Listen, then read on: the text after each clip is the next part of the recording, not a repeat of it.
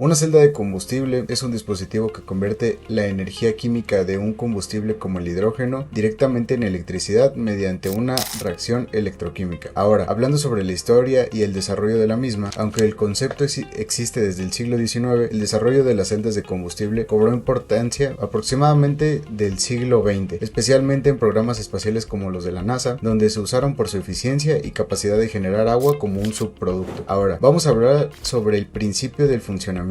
El proceso de estas mismas celdas se basa en una reacción entre el hidrógeno y el oxígeno. El hidrógeno se descompone en protones y electrones. Los protones atraviesan una membrana, mientras los electrones generan directamente la electricidad al moverse por un circuito externo. Ahora, hablando sobre los tipos de las celdas de combustible, existen varios tipos de estas, como las de membrana, de intercambiador de protones, las de óxido sólido, y cada una tiene unas características específicas que las hacen adecuadas para distintas aplicaciones, desde vehículos hasta generadores de energía estacionarios. Seguramente te surgió la duda de cuántos tipos de celdas de combustible existen. Bueno, pues existen 6 tipos de celdas de combustible, pero aquí hay un pequeño detalle. La celda de combustible microbiana no es tomada en cuenta como las otras 5. ¿Por qué? Porque es mucho a nivel laboratorio y al tratarse de los microorganismos todavía es un poco más complicado de generar en mayor escala. Ahora te hablaré de las otras 5. La siguiente es la celda de combustible de membrana polimérica. En esta el electrolito se encuentra dentro de una membrana de polímero de politetrafluoretileno junto con un grupo funcional sulfonado.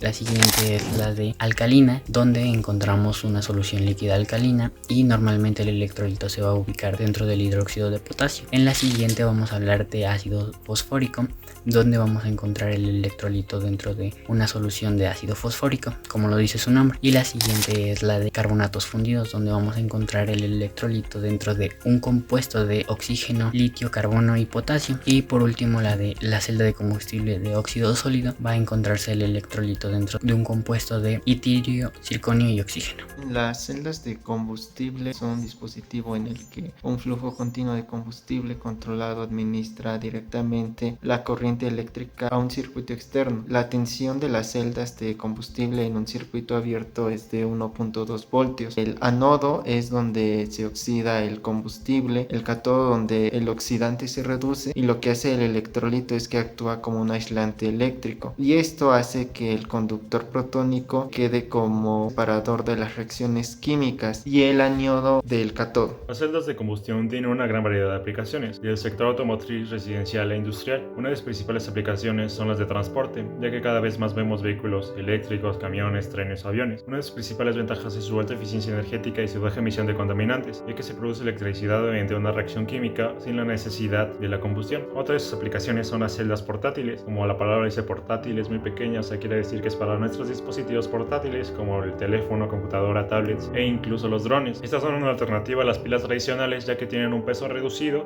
y un tiempo más prolongado de vida.